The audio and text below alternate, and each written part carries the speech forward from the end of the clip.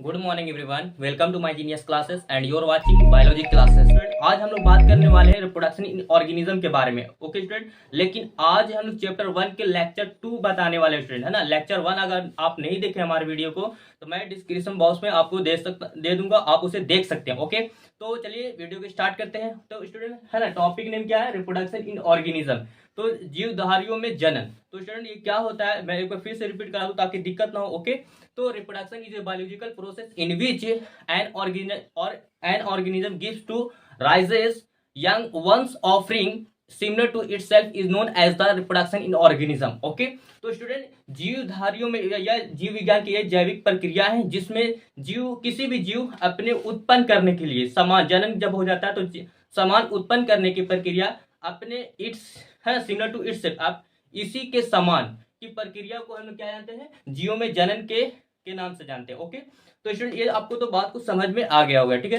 अब स्टूडेंट हम लोग बात करते हैं कि रिप्रोडक्शन जो होता है कितने मेथड्स होते हैं उसके बारे में, है ना। तो मेथड ऑफ रिप्रोडक्शन, है ना।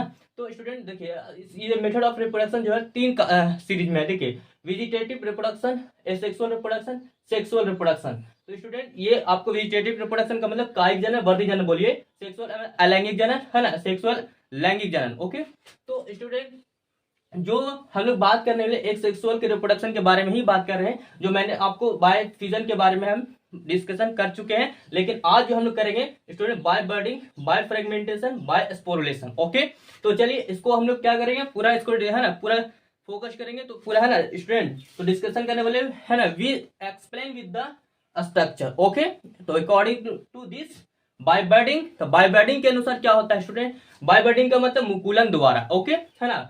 तो मुकुलन के द्वारा देखिए यहाँ पे तीनों का स्टेप यहाँ पे सीरीज बाय सीरीज स्ट्रक्चर के द्वारा हम लोग दिखाया गया है। आप इसके द्वारा आप समझिएगा ताकि आपको समझ में अच्छे तरीके से आ जाए स्टूडेंट, है। चलिए हम लोग है ना, तो बाय बर्डिंग होता है क्या? मुकुलन के द्वारा, है ना। तो स्टूडेंट देखिए, ये आपका है ना 2 है। ओके स्टूडेंट, बाय बर्डिंग, तो दिस इज ए स्ट्रक्चर, सो ये दिस इज ए ऑर्गेनिज्म, ये ऑर्गेनिज्म का ही है, लेकिन बट स्टूडेंट ये यूनिसेक्सुअल मतलब एक लिंगी जीव का है। जैसे मैंने इसका स्ट्रक्चर बनाया ईस्ट सेल का, ईस्ट मतलब कवक। ओके स्टूडेंट, तो ये क्या होता है? कवक जो होता है इसका मिडिल पॉइंट यहाँ पे देख रहे हैं, दैट इज द न्यूक्लियस, और इधर नीचे पॉइंट क्या? वोकुलस। और ये क्या होता है स्टूडेंट कि ये जो इस तरीके से स्ट्रक्चर देख रहे हैं, और मैंने बताया कि इसमें एक लिंगी है जो अपने क्या करता है, जनन करने के बाद अपने किसी इसी समान जीव में उत्पन्न करता है ना, किसी के समान।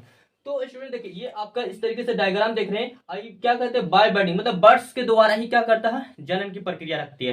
तो स्टूडेंट देखिए, ये आपका कुछ स्ट्रक्चर इस तरीके से देख रहे हैं, और कुछ टाइम में क्या होगा स्टूडेंट कि ये ना ऊपर वाला पार्ट देखें, ये बर्ड्स का निर्माण करेंगे, और ये जो है आपस में क्या होंगे? कनेक्टेड होंगे। लेकिन बट स्टूडेंट कि ये बर्ड्स जो देख रहे हैं, ये बर्ड्स क्या होंगे, है ना, डेवलपमेंट होकर के और क्या होंगे, है ना, डिसकनेक्टेड हो जाएंगे।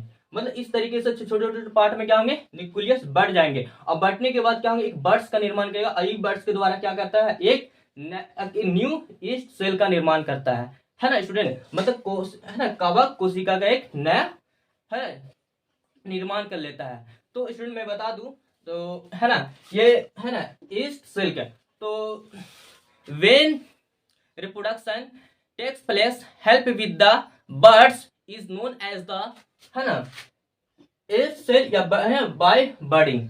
तो बाय बर्डिंग मुकुलन के द्वारा ही प्रक्रिया होता है। ओके स्टूडेंट, ये तो बात आपको समझ में आएगी, मतलब एक से खंडित होकर के मतलब अपने ही जैसे समान जीवों की उत्पत्ति करता है, तो वैसे है ना प्रक्रिया को हम लोग बाय बर्डिंग मतलब मुकुलन द्वारा ही कहते हैं। ओके, तो ये पॉइंट आपको समझ में आ गया, आप कवर कर चुके होंगे। लेकिन अब जानेंगे स्टूडेंट, है ना, बाय फ्रेगमेंटेशन के द्वारा क्या है ना, मतलब खंडित भवन द्वारा। ओके, तो खंडित भवन के द्वारा है ना डिस्क्राइब करने में। तो स्टूडेंट ये बाय फ्रेगमेंटेशन क्या होता है, हाँ? खंडित भवन क्या होता है? तो स्टूडेंट ये इस तरीके से स्ट्रक्चर देख रहे हैं आप, है ना, तालाब वगैरह में आपको देखे होंगे, जिसको बोलते हैं ना, जिसमें आपको मतलब कि साइटोप्लाज्म मतलब हाँ, मतलब पादप कोशिका के जैसे दिखेंगे, है ना, कोशिका के रूप में ग्रीन फेस में आपका शेप में दिखाई देता है, जैसे आपको स्क्रीन पर देख रहा होगा स्टूडेंट, है ना। जैसे दैट इज क्या है, वो आपका स्टूडेंट स्पायरो गायरा का स्क्रीन पर दिख रहा होगा, आप देख सकते हैं।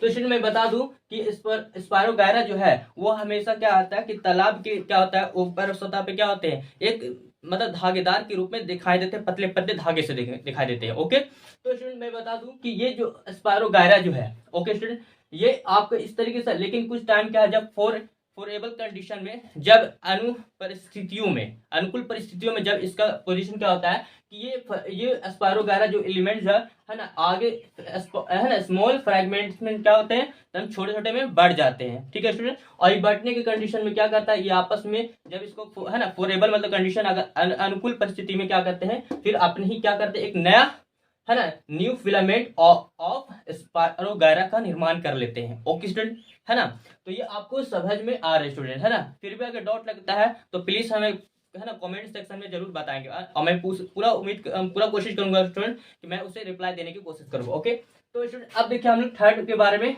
है ना डिस्कशन करने वाले हैं। ये आपको ये तो समझ में आ गया, फिर से रिपीट कर देते हैं स्टूडेंट। ये दैट इज ए क्या है, स्पायरोगायरा। स्पायरोगायरा का ही आपका क्या दिखाई दे रहा है, और ये क्या करता है कि ये टाइमिंग जब इसको क्या करता है कंडीशन में, कुछ समय ये आपको फ्रैगमेंट्स में छोटे छोटे पार्ट में टूट जाते हैं, विखंडित हो जाते हैं। और यही क्या करते हैं, कुछ समय क्या होता है कि जब इसको फोरेबल कंडीशन में अगर है ना पोषण मतलब पदार्थ सब नहीं मिलता है, तो इसकी वजह से क्या करता है, ये आपस में टूट करके खंडित हो जाते हैं, जिसमें एक न्यू फिलामेंट का ऑफ स्पायरोगायरा का निर्माण कर लेते हैं। ओके स्टूडेंट, ये तो बात तो आपको समझ में आ गई होगी। ठीक है, अब हम लोग जानते हैं स्टूडेंट है ना थर्ड ये सॉरी बाय स्पोरुलेशन के द्वारा, है ना।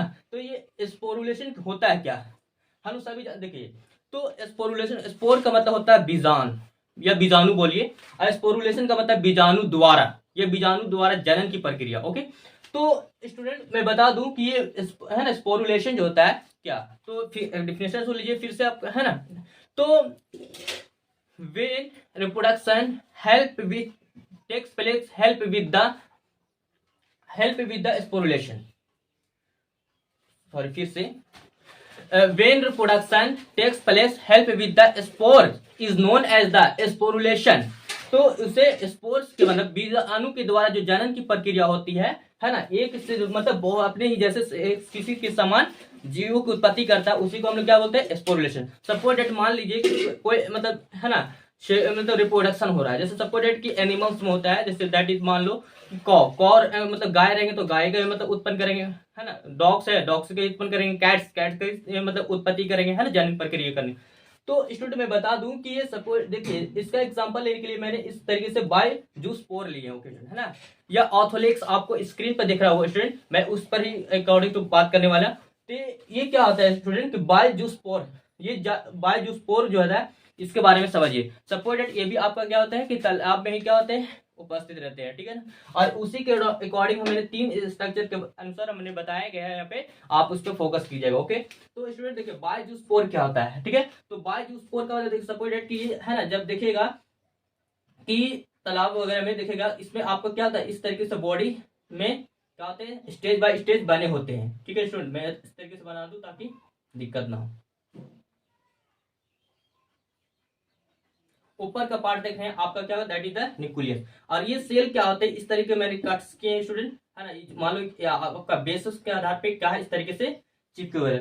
और ये क्या होते हैं कि इसको जब टीएस वाले कट करते हैं तो इसका डायग्राम इस तरीके से दिखाया जाता है। तो स्टूडेंट मैं बता दूं कि ये देख रहे हैं है ना, ये मिडिल पॉइंट पे ये क्या है, जूस पोर है। और इस जूस पोर के देखिए सपोज दैट ये that is a pill shape. Pill shape क्या होता है, नाशपाती के आकार का। और ये नाशपाती के आकार का दिखेगा स्टूडेंट, तो इसमें एक मिडिल पॉइंट पे आपका क्या होगा, दैट इज द न्यूक्लियस। और ये न्यूक्लियस का इसके ऊपर में क्या होते हैं, फ्रेगमेंट्स होते हैं, 2 फ्रेगमेंट्स, है ना। तो ये क्या करते हैं कि है ना, ये जब फोरेबल कंडीशन में अगर कुछ भी अनुकूलित परिस्थिति में अगर इसको पूरा तरीके से पोषण नहीं मिल पाता है, तो ये क्या होता है कंडीशन में, ये क्या होता है कि वाल जो होते हैं, इसके वाल ऊपर वाले देख रहे हैं, ये ट्रैप्चर हो जाते हैं। ट्रैप्चर का मतलब होता है फट जाते हैं, और फटने के बाद ये क्या करते हैं, फिर एक अपना बायजूस्पोर का निर्माण कर लेते हैं स्टूडेंट। ओके, ये तो बात को आपको समझ में आ रही है स्टूडेंट। तो ये क्या करता है, तो देखिए आपका इस तरीके किसका शेप है स्टूडेंट, तो मान लीजिए ये है ना पिल्स शेप, मतलब नाशपाती के आकार का। ये तो आपको बात को समझ में आ गई स्टूडेंट। फिर भी अगर डाउट लगता है तो आप हमें कमेंट बॉक्स में जरूर बताइएगा। अब देखिए नेक्स्ट पॉइंट बात करते हैं स्टूडेंट कि बाय है ना बाय एप्लोन स्पोर के द्वारा। तो स्टूडेंट ये भी क्या होता है, कंडीशन तो वही हो गई, है ना। तो जैसे अब इस पे सपोजेट की ऊपर वाला कंडीशन देख रहे हैं, है ना, मतलब साइटोप्लाज्मिक रूप में देखिए, मतलब हरियाली रूप में हरा एक कवक मान लीजिए, एक हरा कवक के रूप में है ये, है ना, अलिंगी रूप में मान लीजिए। और ये क्या करता है कि जब इस पे पोषण की वजह नहीं होता है तो क्या कर, ये ब्रेक करके टूट कर और नीचे के आधार पे क्या होता है, किस तरीके से कनेक्ट हो जाते हैं। ओके फ्रेंड, और ये कनेक्ट होने के बाद क्या होता है, जब 4 एबल कंडीशन में जब इसको पूरा पोषण नहीं मिल पाता है तभी क्या होता है, रैप्चर होकर के भी ब्रेक का मतलब करते हैं और इस तरीके से ये क्या करते हैं, मतलब न्यूक्लियस में डिवाइडेड होने लगते हैं, है ना, डेवलपमेंट होने लगते हैं, विकसित होने के साथ इस तरीके से बढ़ जाते हैं। और बढ़ने के तहत में क्या करते हैं, इस तरीके से, है ना, प्रक्रिया का यही क्या कहलाता है, तो बाय एप्लोन्स स्पोर, ओके, या बोल सकते हैं बाय स्पोरुलेशन के द्वारा, मतलब बीजाणु के द्वारा। और देखते हैं स्टूडेंट कि ये है ना, this is a structure, so that is क्या लगता है, स्ट्रक्चर जो है ना एप्पल के आकार का ही लगता है ना, आकृति दिखाई देता है। अब देखिए लास्ट पॉइंट क्या है स्टूडेंट, इसको भी मैंने, है ना, ऑर्थोलेक्सिक्स के द्वारा ही बताया गया है। इसको देखिए, तो ये इसका एक सीरीज है, जैसे यहाँ पे स्टेज बाय मतलब पैल्मेला जो स्टेज जो है इस तरीके से बनाएंगे। और क्या होंगे कि जब ये एक, है ना, ऊपर वाला फुल 4 एबल कंडीशन अगर नहीं मिल पाएगा तो ये वाला क्या होगा, ऊपर वाला पार्ट देखें स्टूडेंट, है ना, सेल जो है क्या करते हैं, डिवाइड, मतलब स्टेज बाय स्टेज जो सेल लगे हुए कनेक्ट वो क्या करके आपस में डिस है ना डिस्कनेक्ट हो जाएंगे। और क्या करेंगे, ये आपका ऊपर वाला जो है ना फेस क्या हो जाएंगे, ट्रैप्चर में फटने के बाद इस तरीके से यहाँ पर देख रहे हैं कि मुसिलस गेमोस के, है ना, सबस्टेंस, मतलब एक चिपचिपा पदार्थ है स्टूडेंट जो लस्सा लस्सी, और इस तरीके के इसमें मिडिल पॉइंट देख रहे हैं, ये क्या करते हैं, न्यूक्लियस में डिवाइडेड होने लगते हैं। ओके स्टूडेंट, और ये आपका जो बैठ जाते हैं तो बैठने के तहत में क्या करता है, इस तरीके का, है ना, बाय स्पोरुलेशन की प्रक्रिया हो जाती है। तो स्टूडेंट इतना आज के लिए, इतनी मेरे लिए है, आपके लिए। अगर फिर भी अगर आपको कोई डाउट है स्टूडेंट, है ना, तो प्लीज हमें कमेंट सेक्शन में आप पूछ सकते हैं और मैं पूरा उम्मीद करूंगा कि, है ना, इसका पूरा जवाब देने का। और आज के लिए नहीं, thanks for watching video, have a good day.